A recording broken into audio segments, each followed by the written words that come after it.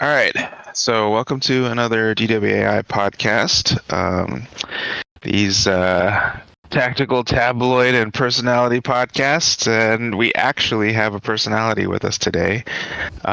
Today we actually have Battlesecretary joining us, guess to talk about his art and other stuff that you That's shouldn't my worry about. name, John Battlesecretary. It's my legal, lawful name.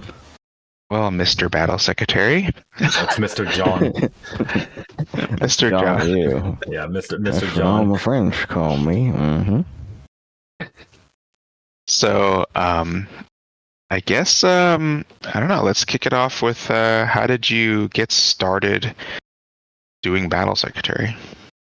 Well, I made a bunch of drawings like back in when I started college, and I made the character almost like a really poorly drawn like a DeviantArt fucking Tumblr style.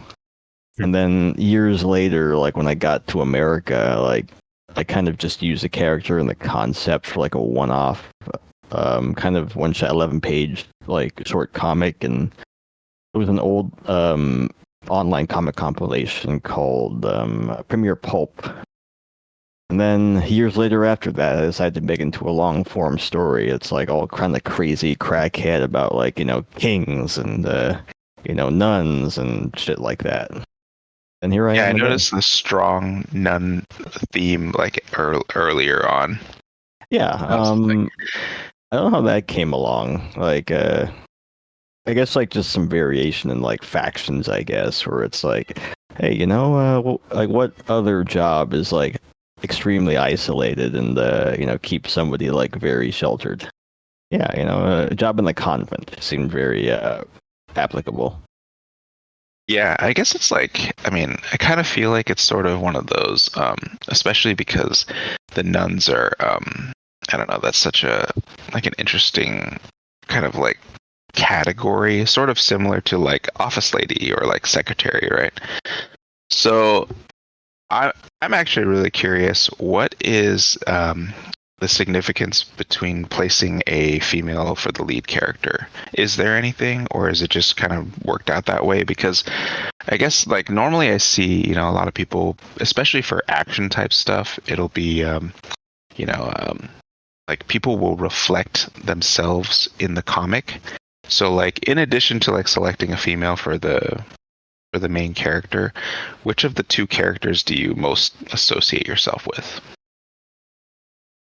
That's tough. Like, I guess like maybe Kelly, just because like, it feels kind of like sometimes like how like working in like a gun shop for a while, like, there's just kind of a lure like to how like cool it is like to the outsider, when in reality it's a retail job with like tons of paperwork, right? Yeah. So what I imagine is like the allure and like kind of the perceived like danger and coolness of like being around guns all day, actually like the reality is you're doing like more paperwork like to be able like to sell a gun than like enjoy like the benefits depending on like your outlook. So after a while, like going on like almost 10 years of like working in gun shops, like how you get all jaded and stuff. Like I feel like that's like a more relatable thing with her job, where it's like, wow, she's some like super secret spy, when in reality she's like just some like effectively a coffee bringer for her boss. Yeah, so I kind of noticed that, like they, there's a lot of mention of like, oh, they're like the it's kind of like you have your A team and then you have your B team, and yeah, I guess like their unit is, the sort of like the B team, I guess. Like, kind of want to elaborate a little bit on that. Yeah. So like the idea is like that they're in this unit that like all of, like the kind of failures and despots and people like the military like does not want like to be in a regular team are basically dumped into. So in the deep Battle Secretary lore, there are more people in B section than just them. Like the story focuses like on like just like where like they were deployed, And since like they're basically like the cannon fodder of like the military, they're just sent like to a place, left to fend for themselves, like and just make do like with what they got. So I kind of have it written in the background where it's like, since Kelly has a lot of like experience like with like logistics and stuff like that, that she can get all this cool stuff because of the connections she made in the military. And like she's able to get like cool stuff like despite the military not being able to support her. Oh, I see. So then that kind of explains a little bit about how you have like a lot of non-standard issue stuff that are featured in the comic. Yeah, and that's like the cool part about like the cool guys in the military I've met. It's like we've all like kind of heard of like that like Rolex guy on Twitter, right? It's like like why is he wearing a Rolex like Submariner like while stomping heads like in Afghanistan and Iraq and stuff? I'd always like kind of like I wonder why. I wonder how. Oh, you didn't know that those are standard issue? Oh, they are. Ooh. That's where my tax money's going. Yeah. Pay for this guy's Rolex. Yeah, so I don't think we made it like explicitly clear if people, joining in doesn't know who or what battle secretary is. You mentioned there's lore, and I think mentioned comics. So it is a webcomic series, right? Like yep. It's an online webcomic, and I guess now like a bit of like a hype beast merch company. Right, but that's like that's basically kind of like the main product or the main idea. It's like you have a webcomic series detailing these characters you made, and then as the lore you've explained, they've kind of got firearms and military history, and and then obviously is it free? Can people go check it out anytime, or is it a paid product?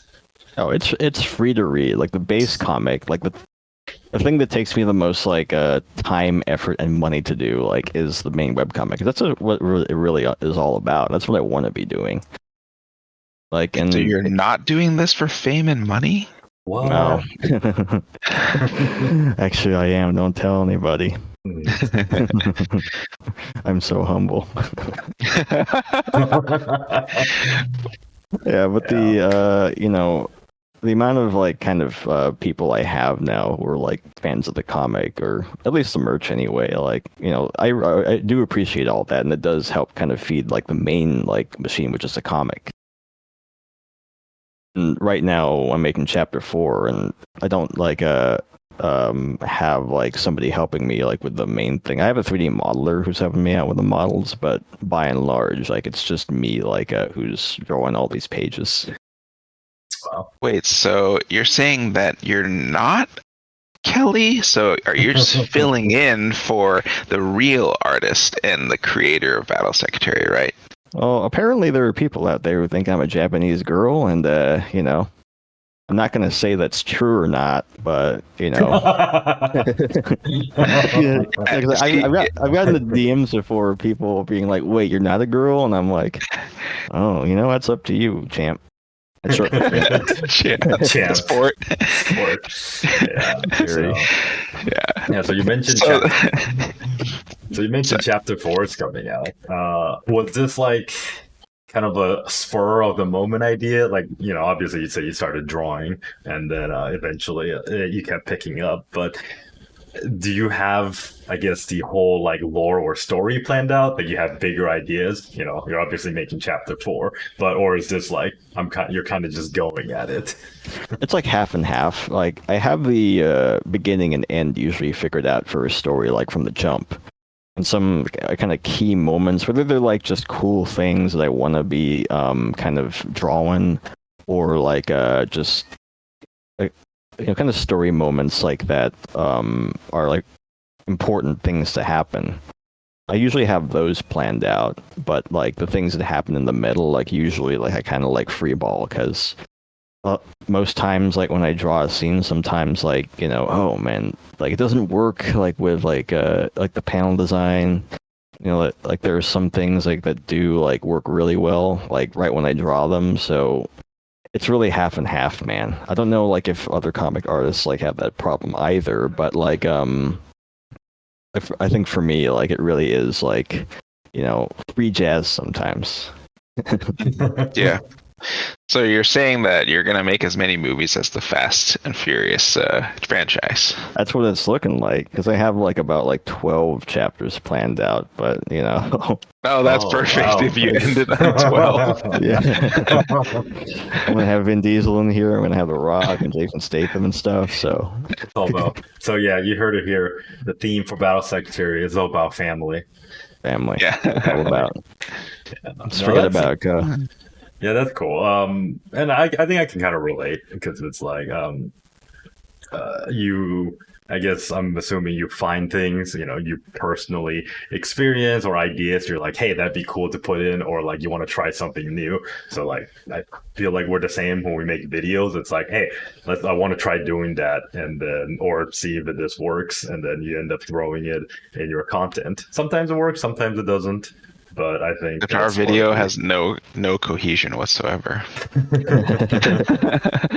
Yeah, like it really is like half and half, because it's like a comic, like to be able to plan it, like there's still like an element of like kind of organization like you have to do, and I'm not usually an organized person, so I only learned to do like most of it like just for the upcoming chapter, like making thumbnails, a script, like I learned that shit on the fly. I was gonna say, have you had any issues with like continuity or like anything where you're like, oh shoot, like I like messed up something that like references something that happened before, or like in-world stuff that like, because I always think like that's such a massive job to manage, like especially because you create a lot of things, like for example the naming convention for like countries and like stuff in your world is like, it's like in an alternate universe, right? It's like made up. So Yeah. how do you keep all that straight? Oh Jesus, yeah. Well, like now I have actual lists and like documents that have all that. The interesting part is, like, before I came out with a print edition of the comic, like it really was stuff that I was just doing on the fly, because the whole reason I decided to keep going with this, it's like, if I don't do this right now and put something out, like, I'm just gonna kick myself. So in order like to achieve that, I just sort of like like YOLO'd the whole thing. But when it came time to come out with the print edition, like there were files that weren't like the right size. Like there was like, in a bunch of scenes, like there were, like Kelly's wrist was like bare. She wears a wristwatch. So going back like to do all the pages, like to prep them for print, I also like had that like like while I'm here, I'm sure car guys get that a lot, where they're like, while I'm here in the engine bay, I'm gonna change everything out, and they realize there's all this other shit wrong. Yeah. So I use that as an opportunity, like, to reorganize, like, and have a standard process down. So now, like, there is a lot of, like, kind of things that make my job easier, despite me doing everything, like, effectively myself for the next chapter.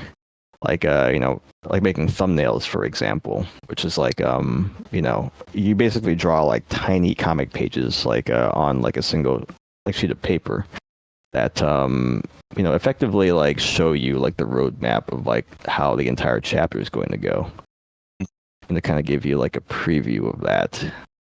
So these are here, like what the thumbnail looks like. You can kind of make out like these are like just small versions of the pages. If these are coming off as human beings and people talking to you, right? And there is like a description of what goes on here, which like helps like map out like where the panels are going to be, like where the people are going to be. If you're more crazy than me, you could also shade these lightly, so that way like like where the lighting is going to be, because that's important too. This is just a storyboard, right? Like essentially, this is You guys call it thumbnail, I guess, for in videos we call it storyboard, but this is cool. I've never seen how comics are made. It's very cool. Yeah, I don't think there's a standardized process for this should just be a comic by itself. Yeah, I'll just release it. That would save me a lot of work and a lot of headache. Have you seen? This reminds me of like One Punch Man. If you know the background behind that, so.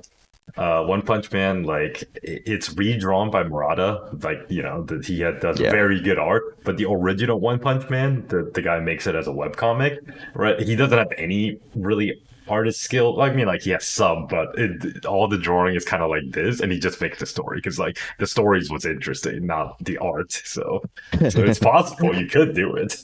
Oh yeah, I heard about that where it's like, I watched a couple of episodes of the anime, like, and did some like reading, and I found that too, where it's like, man, like this, like this looks like a Newground comic or something. Yeah, exactly. That's basically it. It's very simple, simplistic drawing. He's getting better, obviously. That with enough practice you get better. But it's if you're comparing to the actual printed, like artist drawn versus just what he's doing, it's pretty stark. That reminds me of just a storyboard. Damn. Oh, you got a video intro too? Dang.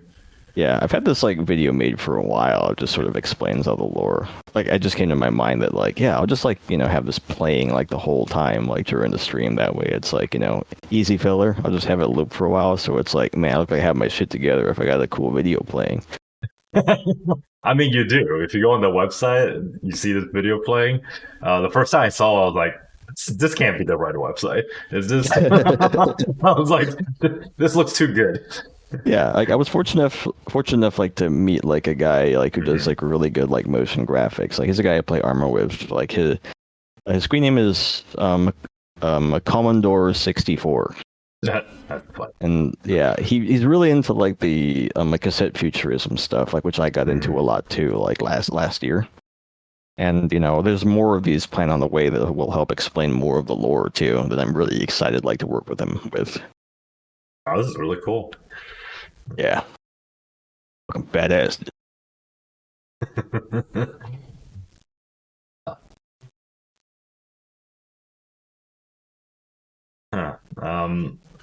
Okay. Do you? You back? Sorry, go ahead. You back? Yeah. You're showing all the like animations and stuff on the webpage. I thought that was actually a very cool touch to the website.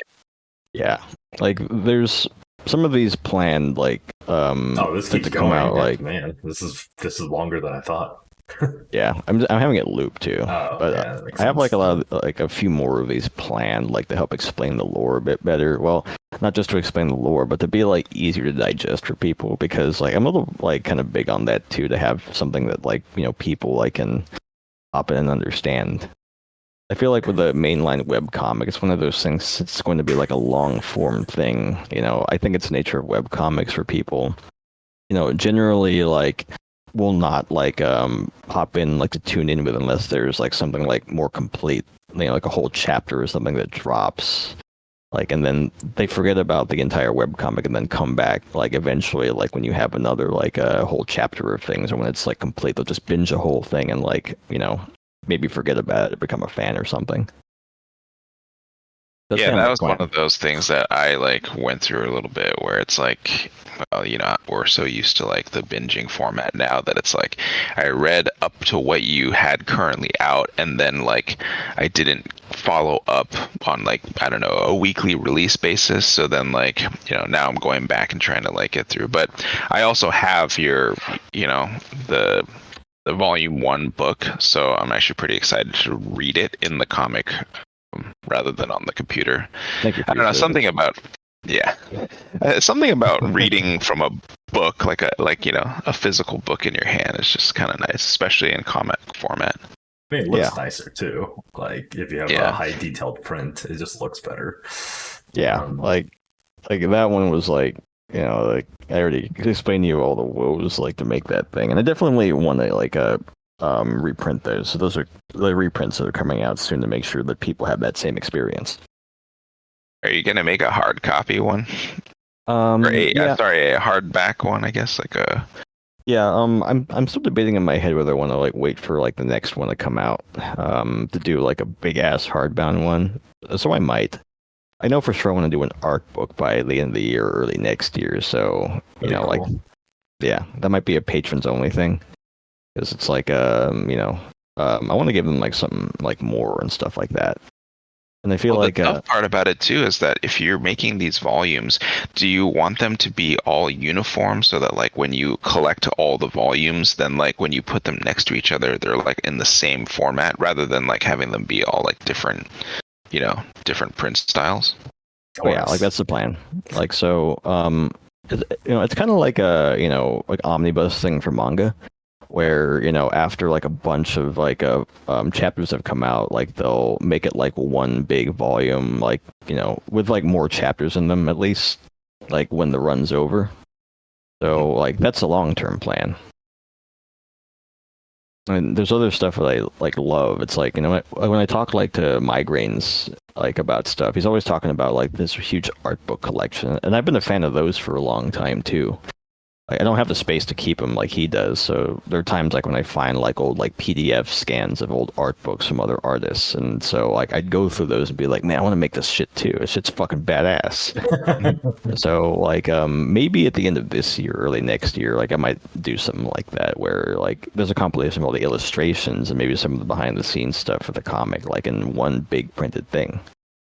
Nice. That'll be cool. Those are usually really cool. Yeah. Do you? All right, let's talk about. Sorry. Go ahead. Let's talk about guns. So, hey, that's what I was gonna talk about. Wow. Yeah, so I want to hear about. Well, let's start with Kelly's guns because I think hers get a lot of action, especially like early on in the first chapter. I noticed that there's some pretty like cool shots of you drawing. This one in particular on my screen, where you have a pretty high detailed like a drawing of the Roland Special being fired. So, like, tell me a little bit about, like, your, I guess, design choices with having her run this pistol, and then also you have a relatively unique setup for her rifle as well, right? Yes. So, like, to talk about the Roland Special for a bit, like, I had grown up, like, for a pretty long time, like, without money, so, I usually draw things I can't afford, which is why like Joe's got like a fucking Rolex Explorer 1016 in his wrist, right? So Hey, next time, you know what? Just let me know what you want. Next time I find one in a sleazy market, I'll get you one. This is a real Rolex, I swear. Yeah. It might be a quartz Rolex, but it's fine. It's fine. It's a special edition quartz Rolex. It keeps time better. Like when I roll up in the country club with that thing, I'll just have like the yuppies who buy them, like who don't know anything about them. That's all I need. Yeah, exactly. You're gonna be like, hey, this one ticks. Yeah. Yeah, so the Roland Special, like, it was more of like a thing because I already had like a couple of Glocks by then, but it's like, man, all this stuff to make a Roland, like an RMR, the slide milling, and like the X300, like, in the barrel, it costs a lot. It was a lot of the things in the comic are chosen like primarily for that. I just draw what I can't afford, but like, the Roland like stuck out to me because it's also kind of a product of its time. And if you know the history behind it, right? Like where it's like Roland, like this like fucking crazy ass SF dude, like just made something that met like his like a weird requirements, and it became like a thing. They're not so popular now, so I think that helps a bit that it's like not really the cool thing anymore. Where like it really is kind of more a product of its time, right? Mm-hmm. So Battle Secretary takes place in like this kind of weird like kind of we're like anachronistic timeline where for some reason they're still using like LCD like CRT like technology like for their computers, but it's like you have Kelly here like a logistics master somehow getting like malls and like fucking RMR dots on her pistols. Like there's a scene like in the start of the second chapter where Joe was talking about like, it's a plastic pistol, I got one of those, it's in 40 caliber, I like it. So the concept of like a plastic pistol is new to these people for some reason. Yeah, I love that he uses a 40. I think that's so funny. I know. Like I think I was on like ARFCOM or something, and I was going through like the different threads and saw that like there was this like special like CAG or Delta pistol like when they got the original like I think they were like the STI 40 cals, but then they ended up switching like to Glock 22s or something, and there was like the cool RTF one like that they were using for a bit. Fish gills, yeah, with the fish gills. And they ran the ALG, what's that frame thing that like you put the aim point on? Oh, the 7-second mount. Yeah, Six seconds. six Six seconds. seconds. 7 seconds. mount. There you go. Let's just Yo, go with it's- one. I said 7 second seven, mount. like it's Yeah, a speed. no. It's copyrighted, so you can't say. Yeah, so in his version, the 7 second mount. The legally Well, distinct 6 second Yeah. mount. Well, mine is the 6.9 second mount. Oh, Whoa, hey, is that even legal? I don't know. Nice. But yeah, so like, yeah, that's interesting because, Joe uses kind of like, well, I guess like the Delta MRE isn't really like standard issue, but it is like a kind of like a clone configuration or like a mill configuration, right? And then he just uses like like a plain Jane Glock 22, but then Kelly has like, all the fancy schmancy stuff. So she's obviously saving the good stuff for herself. No, I think behind the scenes, like, I think Kelly is just trying like to get him to use like nicer, cooler shit, but Joe's a kind of like soldier, like SF kind of guy who's not really a gun guy. Yeah. So, like try as she might, like Joe's the kind of guy who's like, this is good enough for me, this fancy, Joe's a like, watch guy.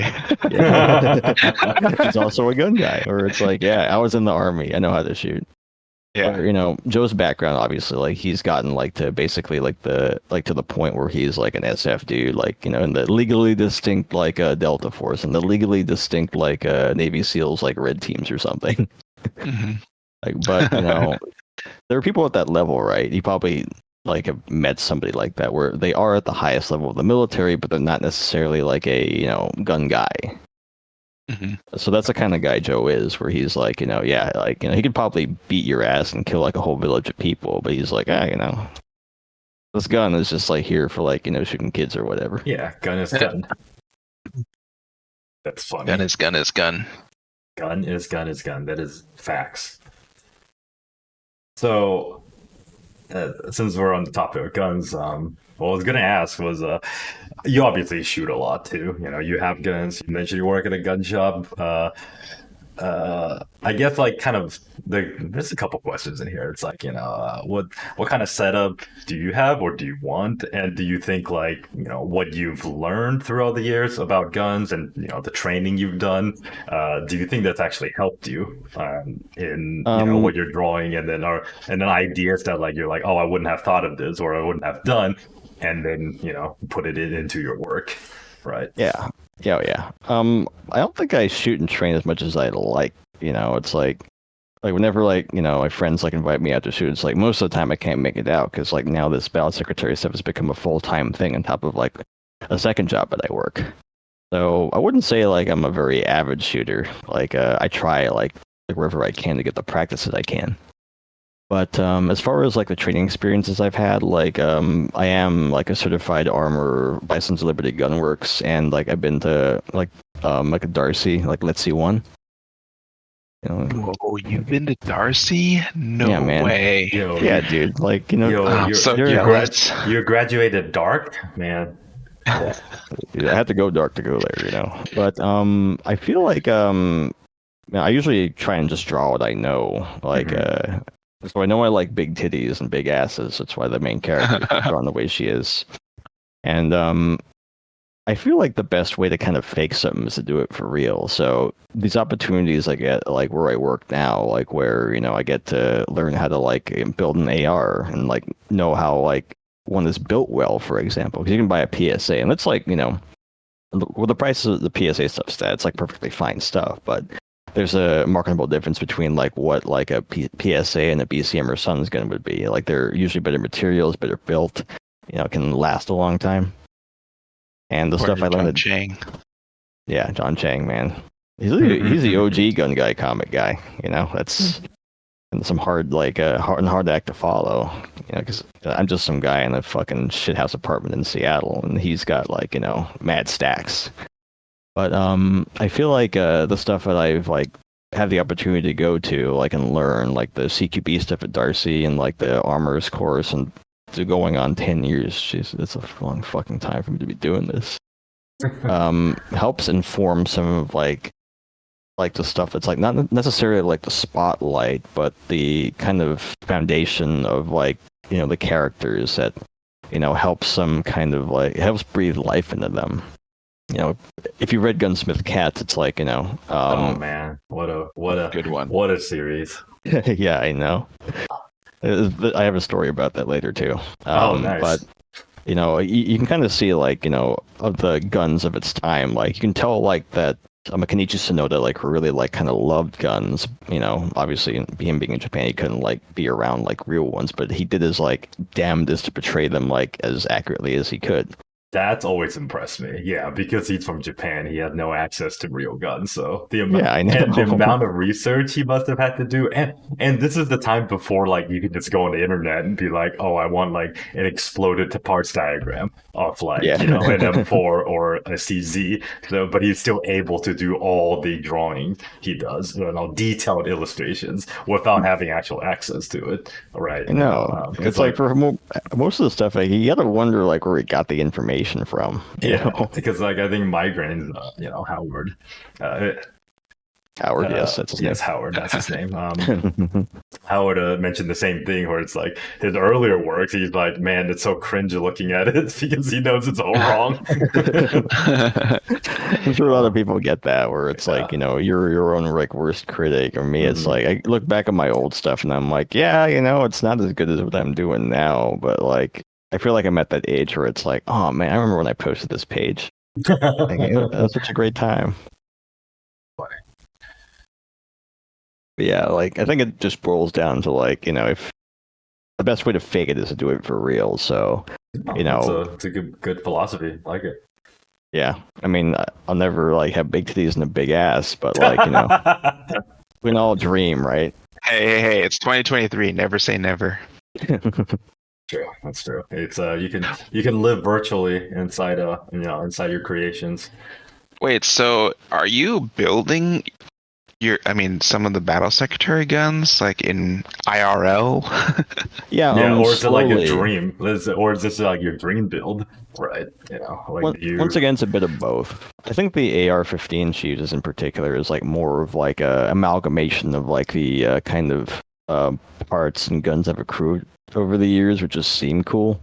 You know, the ACOG is a big one. I love the ACOG. Like, I know there are some shitty parts about it nowadays because of like, you know, how new optics technology has evolved. But ACOG is still number one.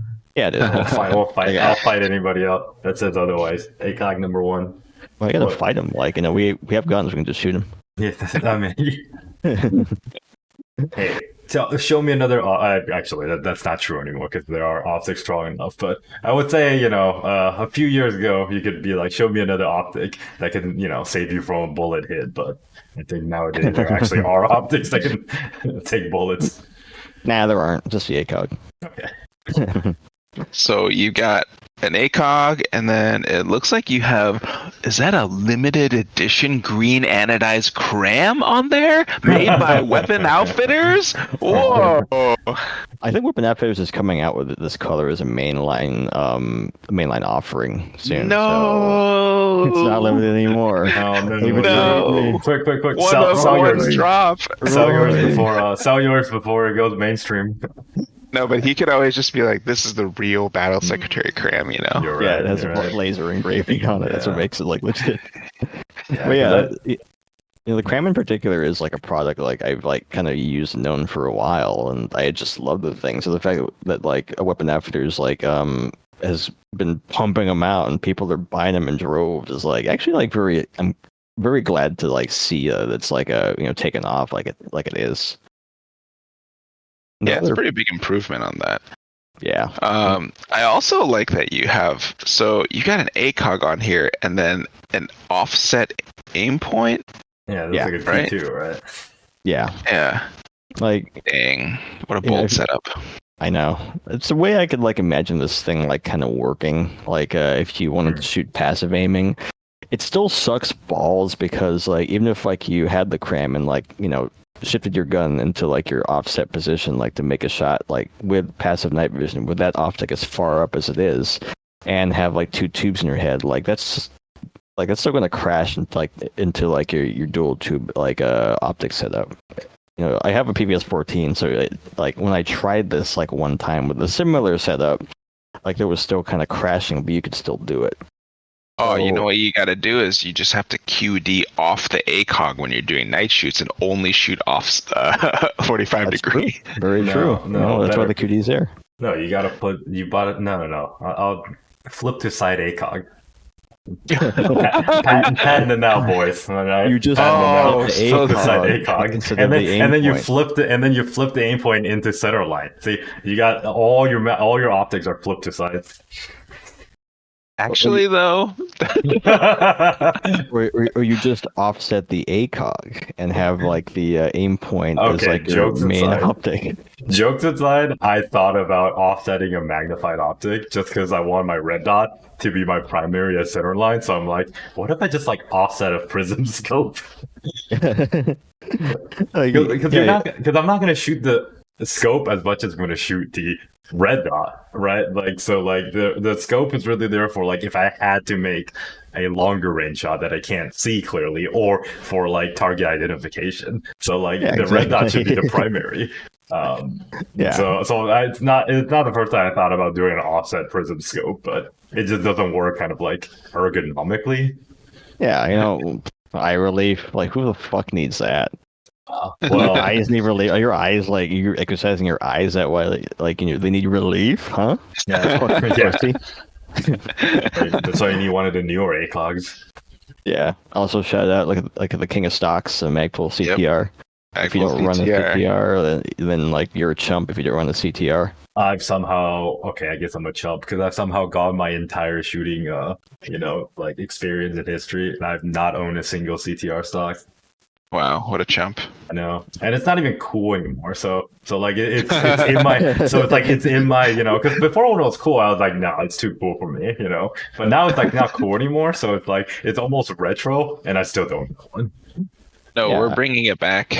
Yeah, or that's what Yeah. makes it cool. Like since like nobody thinks it's cool, so like No, we're it's like- Backstreet Boys, and we never left. Well, because CTR is literally just it's the defect. Like CTR is the new LE stock. It's literally what like gets shipped with guns. It's like when I That's Yeah, actually not like- true because they have the MOE version that has like a That's few less fair, I features. guess. So the CTR is technically still something where I could see a couple companies doing it, but most of the time it doesn't come with the CTR. It just get- looks like it comes with it. I guess the ones I guess when I say like shipped, it's like a lot of issued guns come with CTRs.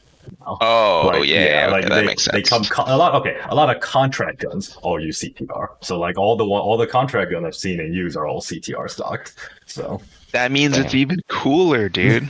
yeah, I mean like that guy who shot Bin Laden, like his 416 like was issued like with his CTR was. yeah.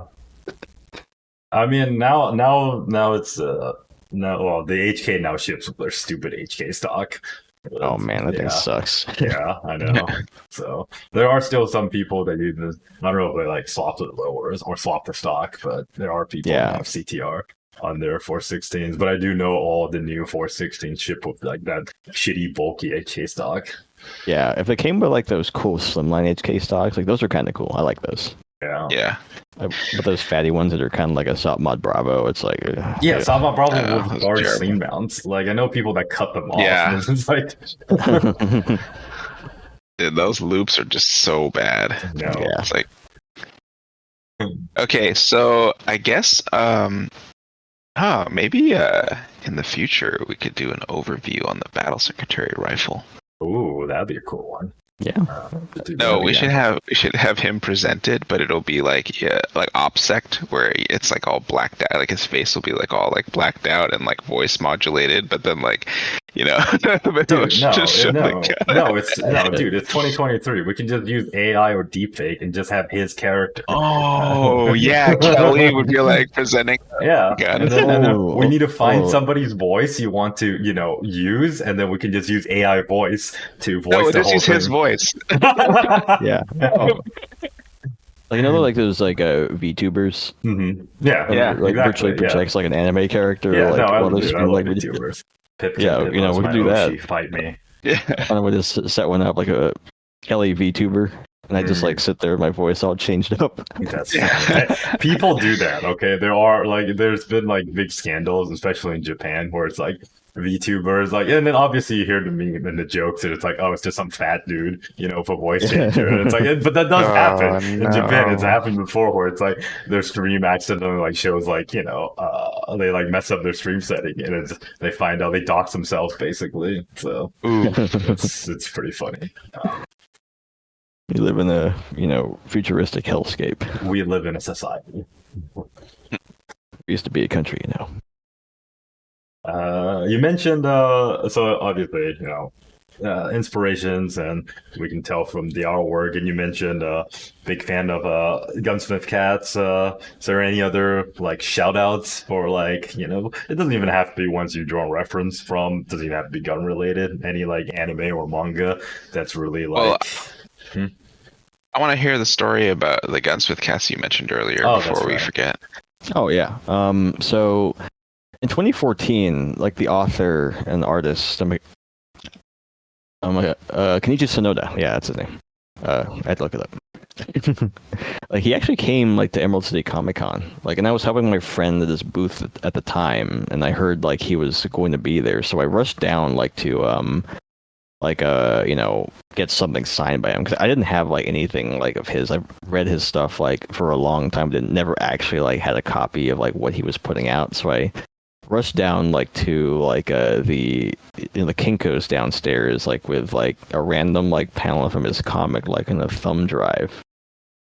Like, so I had that printed out. Like, I waited in line, and I noticed that there were like also people like who were like having like their actual gun boxes signed. There were people who brought guns, like real guns, into Comic Con. Like, that's so cool. I know. Like, yeah, like, and back in the day, that was cool in Seattle. Like, now Seattle like sucks balls, but like back then, like it was still like cool enough where people at like the Emerald City Comic Con would let people in with like fucking guns, right? That's crazy to me. Yeah, and I feel bad for the other guys who were like also like panelists, like, because his line was like the longest. Everyone else was just kind of like You're like, yeah, we're cool too, guys. Yeah, so I ended up like walking up to him, like, and he had a translator there, and like having like my like just cheap crappy like print signed. I have it like on my wall right now in like some special like UV like protected frame. Like, I walk up and like I explain to him like, hey man, I've been a big fan for a while. Like, my name is also Vincent, and like I also work at a gun shop. His translator like explains that to him, and like he goes like, "Oh, sugoi!" Like he seemed pretty excited at the fact that like there was like literally a gender swapped like fucking like Rally Vincent out there. Now you can see from the picture. That's awesome. Yeah, I miss this like SB01 tactical. But like, you need to find a preview. Come on. I know, dude. Like, CZ Custom Shop, with the short frame. With the find a preview with the short frame. Yeah, God, like this is GG. I didn't even have the CZ at the time. I just took this picture like one day because I'm like, man, I actually did that. Like, he was actually there. So I have this print signed by him on my wall, and like, he now knows that there is a gender swapped like Rally Vincent out there, like who also had a CZ before. So like, I'm gonna try and do that like when I get older, like collect like basically Vincent guns. So I have a USP like that has like the AC date code from like the hit 2004 like action thriller Collateral starring Tom Cruise and Academy Award winner Jamie Foxx.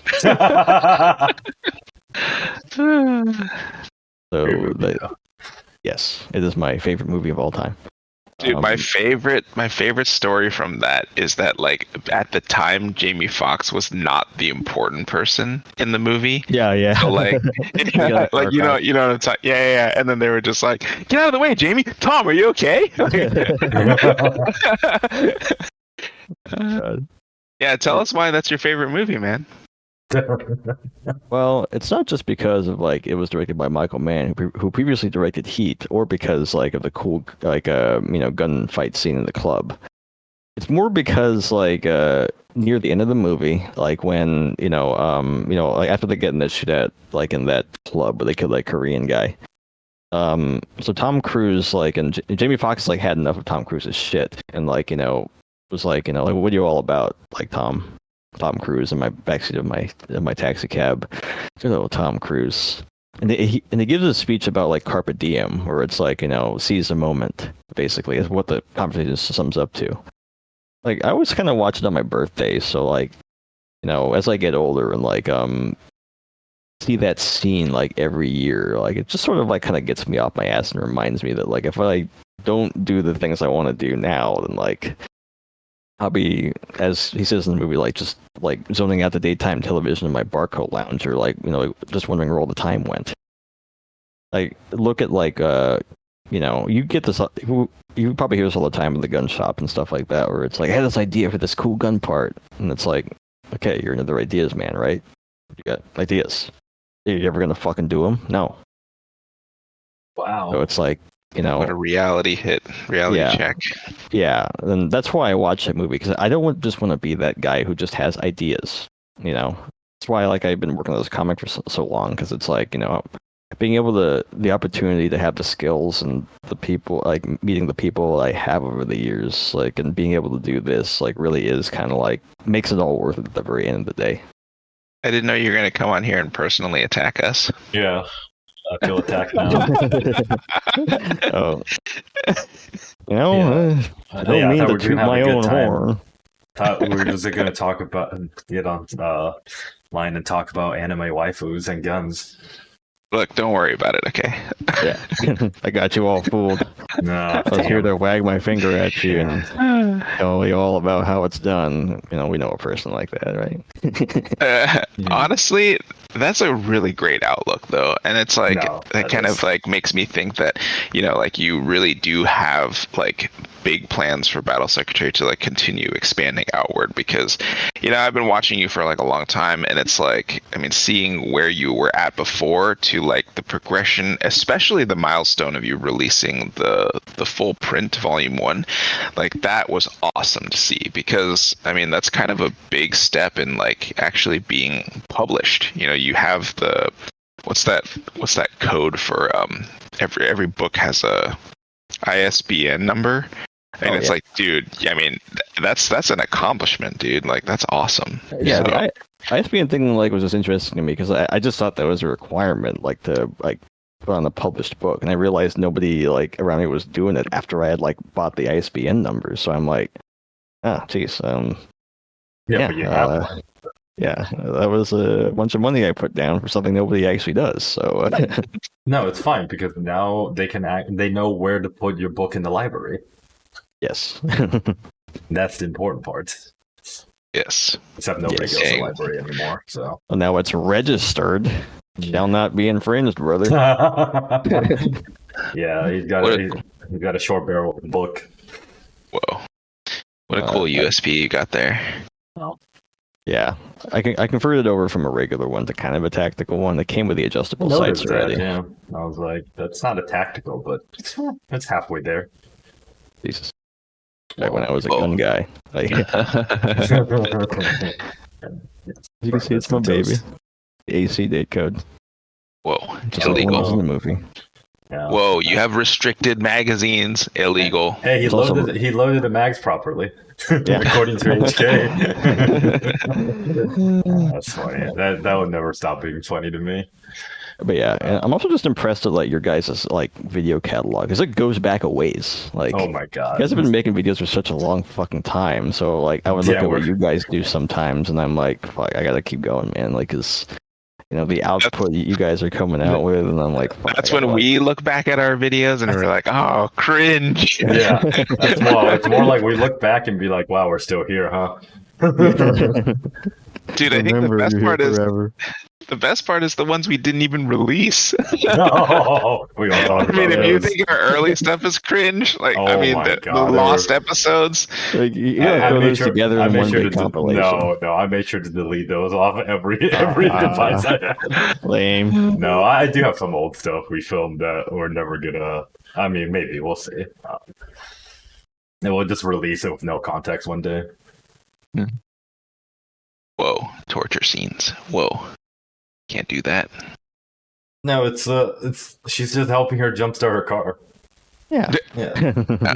Yeah. Yeah, she's yelling because of how good of a job she did. Yeah, exactly. That's how fast the car jump started. So, Forget but, about it, Ka. yeah. Other than Gunsmith Cats, you got any other? What's your favorite anime or manga? No, unless it's Gunsmith Cats. No, it's not, actually not Gunsmith Cats. Like it's a big part of like I think like my formation as an artist, but I wouldn't call it my favorite by any stretch of the imagination because it's so weird, right? Right. When you read the manga, you kind of like have to wonder. It's like, is everybody like in the Twin Cities in the Midwest like an expert in like 70s muscle cars and guns? Like everyone talks like that. Yeah. Where it's like everyone's an enthusiast, and it's like I get why I get why the author did that because it's like a niche like comic designed to appeal to a particular audience. But to me, it's like it's a little grating to read sometimes, where it's like, it is kind of dated if you like go back and read it. Like I did go back and read it. I'm like, man, this feels kind of dated. Yeah, the art's still tight, but it's like, I can't read this. It's like it's borderline cringe, kind of like, but it's still cool to read, obviously. But it's the subject and I guess the topics are kind of cringe now. So, oh yeah. I think like the two anime I can name off the top of my head that are like just huge influences on me. Like, was the original anime for Kino's Journey. Oh, that's a good one. Yeah, they made a new one in 2017, which like definitely wasn't as good as the OG one. No. And an anime called like Haibane Renmei. If you've ever seen that one. Oh my god! Depresso Espresso. Yeah, well, it's not so much like the depressing parts of it that were super like it's a good anime. Yeah, it's good, but like there's something just about like that kind of like dream-like quality to them. Like if you've like ever like kind of just sat there and like look at the color palettes and the art styles, it's like they have this dream-like quality to them when you watch them. It's like very like it kind of like sets you into like this disarming like mood, like if you were like just like zoning out the NPR on your car radio for a long time, like to be able like to deliver like the philosophical questions that they do, right? So those two anime I feel like had a bigger influence on me than like any other gun-related like media, because this may be surprising to people, but like I don't like usually seek out like gun related like media like in my off time. I love guns. I've been like into them for like a while, but whenever I go home and like look at like other media, like I don't seek out like gun media. It's like you go on Instagram and see like how like Heat is like some guy's entire personality, right? Like I don't do that because it's like I don't know, like it's what I do for work, and like like I, I'm an artist like when I go home, so it's like, I'll be playing with the gun sometimes when I watch this anime, but like I don't watch like, I need to be watching gun thing. Hell yeah, brother. Like, so I wear my grunt style t-shirt and drink like my like BRCC coffee. I can't do that. Like it's... Damn, you're calling out a lot of people in this thing. No, I mean, I don't really have a dog in that fight. It's just like kind of like the first thing I think of when I think of like a gun guy, right? It's like just, a stereotypical dude. No, man, you won't even see me coming. I'm so gray. No, you'll see me coming, all right. Whoa. All over the screen. Whoa. And I said I was on gun things. I wasn't just talking about anime. Whoa. That kind it's of also anime, talking about manga. Yeah. I mean, if you care enough, you can bleep out the BRCC or something. Because I don't care. Raw, uncut, unedited. I don't drink coffee, so I don't give a shit. BRCC coffee sucks anyway. Yeah, I wouldn't know. Like, I don't mind how it tastes. It actually isn't like bad coffee. It's just like, the whole like vet bro thing is like, a little strange to me. Yeah. I mean, like it works for them because it's like literally I see them everywhere I go. So like obviously the culture, works. Right. So like I see that stuff in like in gas stations now, which is like, a little impressive. Like that they manage to have like an AR-15 like in their cans and still be able to sell them at like a fucking like a murder mart, It's because that's why they're being sold at the murder mart. Haibane Renmei, Oh man, like Mawaru Penguin Drum. That's also another Oh like my one that I love a god, lot. you're pulling out. I mean, I know I've seen them, but you're pulling out some like niche ones.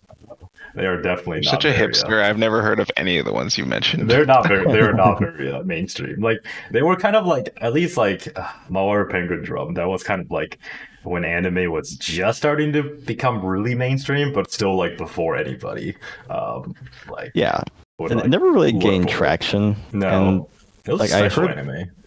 yeah, it definitely was very special. Like it, I watch it that one in particular to this day, and I still don't have any idea what it's fucking about, man. It's like, Good. Okay, I wasn't gonna say it, but I was like, I like the idea. There's like pretty funny premise and interesting storytelling, but I don't know what I'm watching half the time either.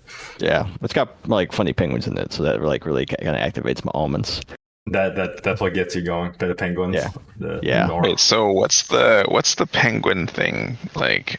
I mean, I don't think a lot of people know about this, so this is kind of an insider behind the scenes peek. It's don't been know. years since I watched it though, so like, Yeah. No. Sorry, I'm talking about his specifically fascination like with Oh, penguins. yeah. about the Okay. penguins in the.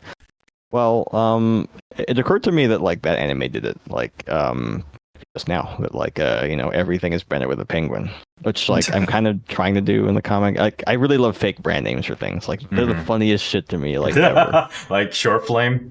Yeah, sure. Like, Short Flame was a Force. good one. Yeah, E. Myers malt. Yeezy's Myers.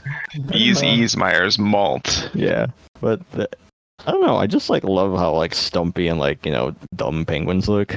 They're kind of like honorary humans that like waddle around and shit and just fish and like smell bad and shit everywhere. But they Yeah. look like the very simplest form of like what constitutes an animal to me. So being able like to kind of like make them kind of like a focal point and like some of the branding in the comic is like actually like it's not like there's a deep meaning to it. It's just like funny as shit to me. Like You got some examples you can pull?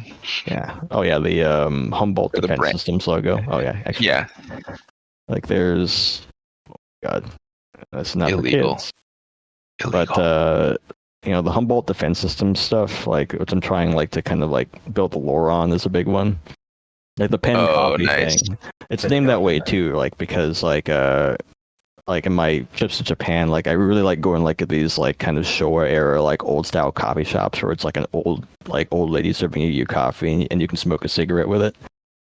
So like the pen copy thing in particular is like a twofold thing, where it's like I think penguins are dumb and stuff being look cute, and also because like the style of like coffee shop that like this shop is modeled after. It'll play a role later in the comic. Like it's just something that I love. Like when I go to foreshadowing, Japan. Teasers. Yeah. Like I'm doing an article right now for like the new Delta magazine coming out. Shout out to Delta Magna, absolute fucking like Nice. king. About like my experiences like in these coffee shops like in Japan, because I have a shitload of photos like that I've taken over the years. I'm going to use those for the article coming out in the Delta Magazine Volume 2. Very nice. As far as the penguin thing goes, it just kind of I like penguins and it plays into the whole like fake brand name thing, like super like funny. Yeah, I love that. Flightless That's birds. awesome. Yeah.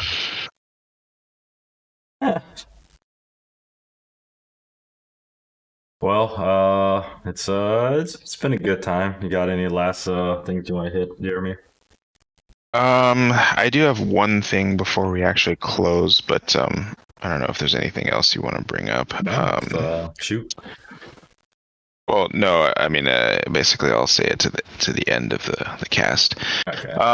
Yeah, I guess we went over most of your art stuff, and it's kind of nice to get a little like insider preview and some behind this. Oh yeah, that's a cool. Okay, interesting. So it's a Humboldt penguin.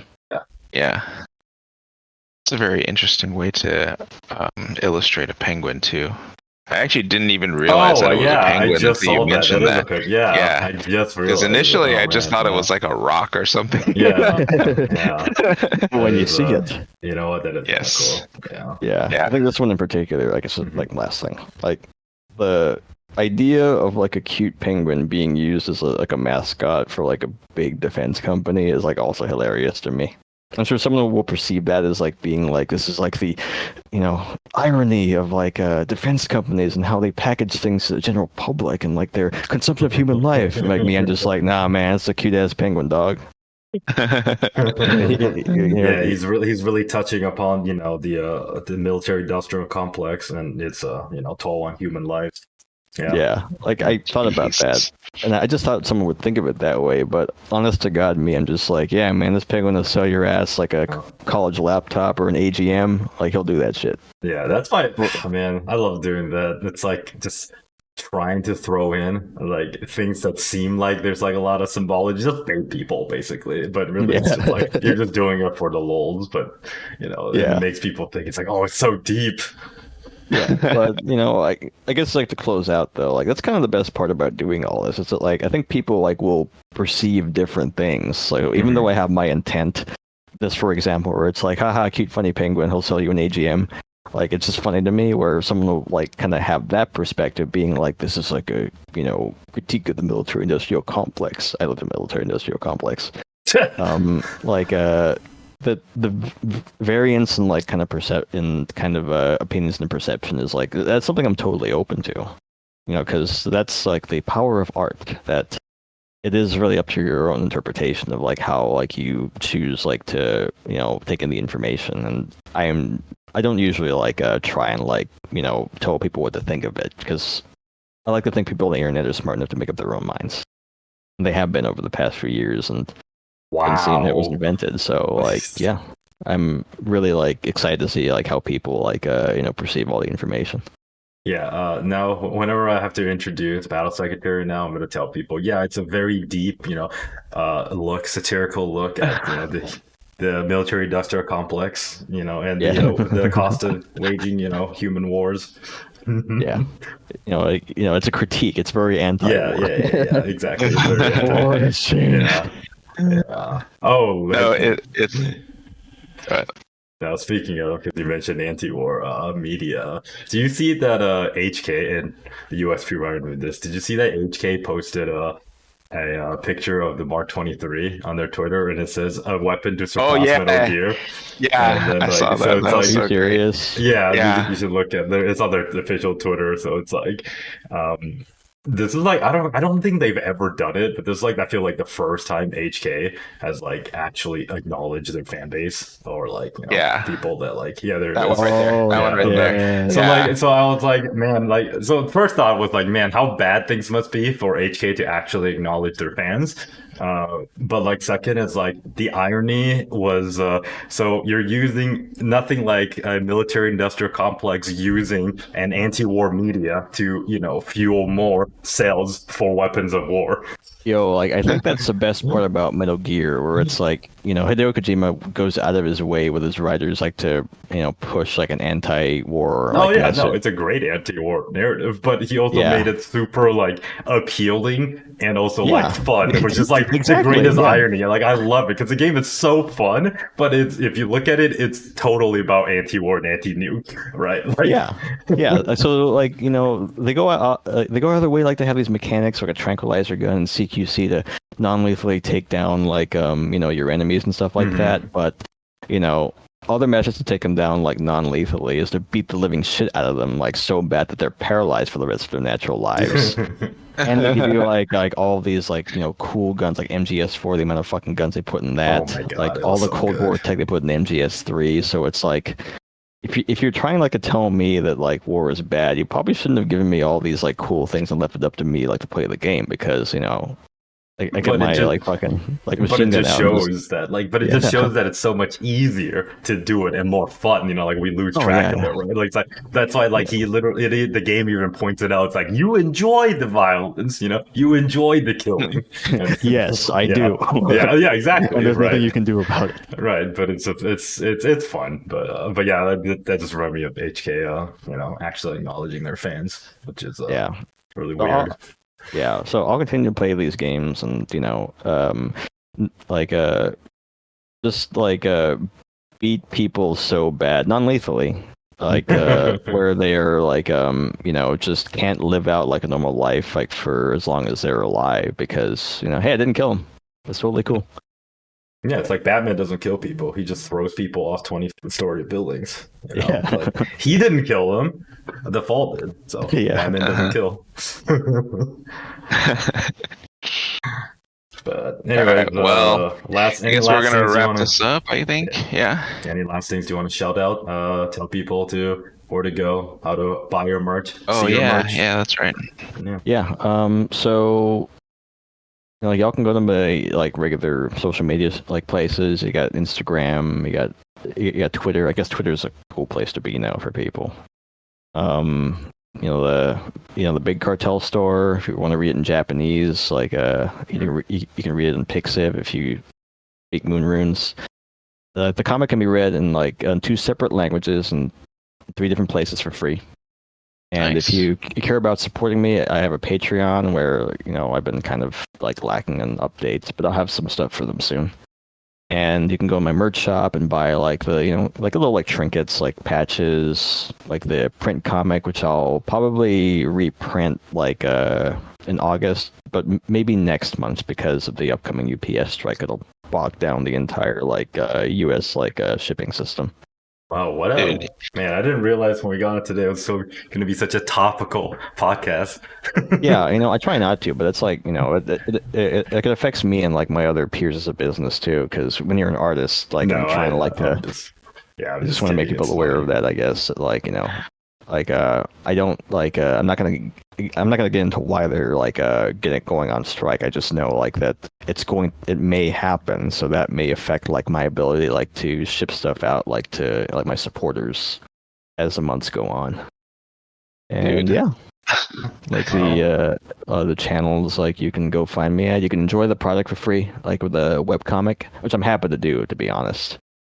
Or you can kind of like support me like financially with the Patreon and buying the merch, which is also voluntary. Yeah, he just updated us with a Patreon email yesterday about how he's going to be on this podcast, and now we're obligated to release this podcast. Oh, Yeah, how jeez. sweet. Gotcha. Yeah, Jeez. yeah. Where's the penguin merch? I want to buy a penguin merch. That's coming. Like, I can't like say too much about it right now, but like I got something planned for that. Okay, well, Nice. a little bit of a teaser at the end. Well, yeah, thank you for coming. Yeah, people go check out Battle Secretary. That's It's actually Combat Aid. yeah. I keep getting this, dude. It's War Assistant. All right. War Assistant. If you were really fans, like maybe you'd like know a thing or two about Combat Gopher. Okay. You talking about conflict attendant? God, man, you keep I getting don't it know, wrong. guys. Jesus Christ. I think I like Fight Help the best. Yeah. It's a lot shorter. Like less. Yeah, that's what I'm saying. Fight Help just it's just so simple, but I prefer the sophistication of skirmish support in it. Yes. Yes. Like cellar door. It's the most elegant word combination of the entire English language. But yeah, it's Instagram, Battle Secretary, or Big Cartel Store, and then common spelling, not like migraines with way too many Z and X's. So yeah. If you don't even want to say Battle Secretary, it's BSEC. Just call it BSEC. I made it easy for you guys. Ah, there you go. Yeah. All right. All right. I'm going to finish on this. I got one more thing to say. 30, 13, 11, 26, 18, 22, 12. Like Did you just activate somebody? Was that what happened? You activated all my Patreon supporters. Yeah. If you know what those numbers mean, like you have to read the print edition, like to get the full story, and like go through some of the social media I put out to know what that means. And if you figure it out, Mason? I don't know. You have to figure it out. And if you do, like I have a special prize for you if you figure that one out. Whoa. Well, I have no idea what it's about, so you guys are gonna have to go figure it out. It's like a national treasure hunt or something. Anyway. All right, well, thanks again for being on here, man. Really appreciate you coming on the cast and chatting with us today. And hopefully we can bring you on again in the future to talk more about, this kind of stuff. Yeah, I appreciate you guys having me on, too. It's honestly been a long time coming, huh? Yeah, actually.